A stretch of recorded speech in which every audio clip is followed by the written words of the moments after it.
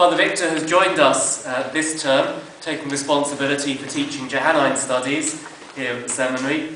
Has a lot of experience, both as a scholar and a formator, and as a priest working both in Nigeria and here in the United Kingdom. He's currently serving in Strood in the Archdiocese of Southwark. And we're very pleased to be able to benefit from his wisdom and priesthood here. I'm very pleased, Father Victor, that you've agreed to offer us this lecture this evening under the title of St. Paul, Evangelization in Athens and Today. Father Victor will speak for about 45 minutes. We'll break for tea and coffee and then come back for question answer and discussion after that, and aim to finish this evening sometime between 9:30 and 9:45. So, Father Victor, St. Paul, Evangelization in Athens and Today.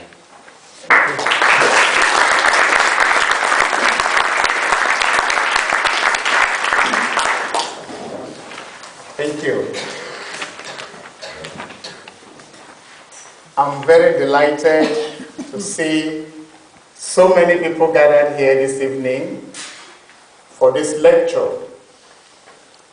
The man in whose honor we are gathered, Paul, I'd like to begin by emphasizing, is one man, but with so many parts to him. One man with many faces. One man that people see and view in different ways. One man, if you study his letters, is so inconsistent, especially his theological thoughts and reflections. And I must say at the beginning of this lecture that I am not very drawn to the letters of St. Paul. I'm not very articulate. I'm not very competent in his letters. But the picture that St. Luke portrays of Paul, this same one man Paul, is my interest. And I'm so delighted that is what Father Jonathan asked me to reflect upon, one of those pictures of Paul that St. Luke presented of him. And so our text this evening is Acts of the Apostles, chapter 17, verses 16 to 34. I'm aware that this audience is made up of so many, different people from different backgrounds.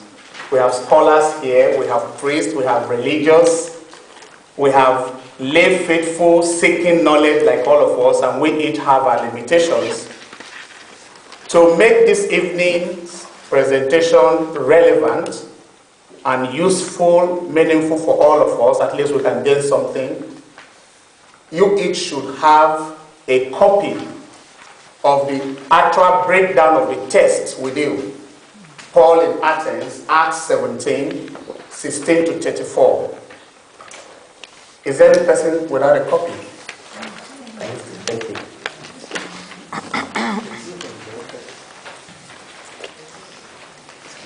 That is the text we are looking at. And I feel a good understanding of this text is very necessary to grasp the message of the lecture. But fortunately or unfortunately, I am going to kind of explain some very key words in the text to bring out the message. And explaining that today, you see the board here, I will explain some of the Greek words that really would aid us to understand the speech or the point we are driving at. So for those who like Greek, Valentine's going to do some more copies so when he comes back. Okay. So if you don't have a copy, I'm told somebody will get copies, so somebody is going to make more copies. So I would explain some of the Greek words, even if you don't understand Greek, I will explain it in a way at least you get the message.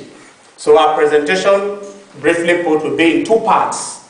The first part will be an explanation of what you have with you, which is the text, emphasizing the key words that, really we want to catch our attention or to bring out the message from this whole Pauline discourse in Athens. And the second presentation, the second part, will just be a formal presentation of what I have already written. So we go to Acts 17, 16 to 34. That is the text you have, the sheet you have with you. The entire speech or the entire discourse fits evangelization. That is the theme. It is evangelization. And at this point, let us recall too that Paul sees or considers himself as an apostle to the Gentiles. He is before a pagan territory, Athens. He is before a pagan territory, Athens, set to evangelize Athens.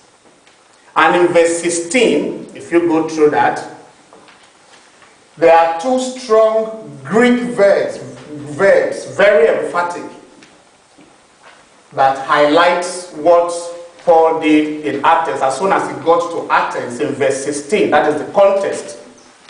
We're told why Paul was waiting for them, the them is not identified in Athens.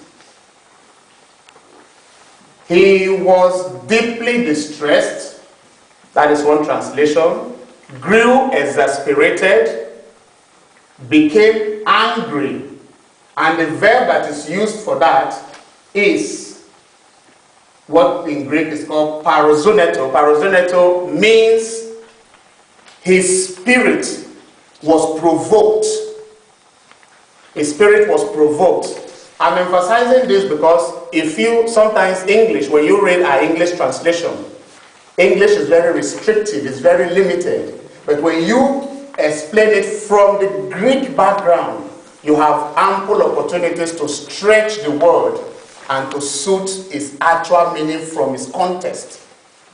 So, this word here, nearest in English would be his spirit was provoked. What made the spirit provoked? In verse 16. Because of what he saw. And what he saw, the verb used again in Greek is a very strong verb, terontos. Terontos, not just to see, not because he saw, but he observed keenly. It's not just seeing. He took interest in it. He looked at it very keenly, what he saw. And because of what he saw, he observed it, it led to him being provoked, being angry, as soon as he got to Athens. That was the setting. Then going to verse 17, another strong verb. Immediately you see a leap. Paul, who is provoked in verse 16, immediately something transpired, but we don't know what went on. Some persons call it maybe he descended, maybe it came to his senses that something, he has to change his mood. Maybe the Holy Spirit inspired him. All those are, possible guesses. But something happened. His anger gave way. In verse 17, the verb used is dielegeto. Just, you can almost guess what that means, dialogue. From the word. He now dialogued with the people he met. Some translations argued, discussed, or debated when he got, now as soon as he was face to face with the people, the situation, anger gave way to dialogue, to some form of argument, to some form of discussion. And what was he discussing with? The different schools of thought. If you check that verse 17, 18, the Epicureans were there, philosophers, Stoic philosophers were there, and so on and so forth. He debated and argued with these different schools of thought. He met his first opposition in that same verse 17. And what was that opposition? Perhaps, not even perhaps, he said something about his message, about Jesus, about his resurrection, maybe, depending on how he put it, but he met with opposition.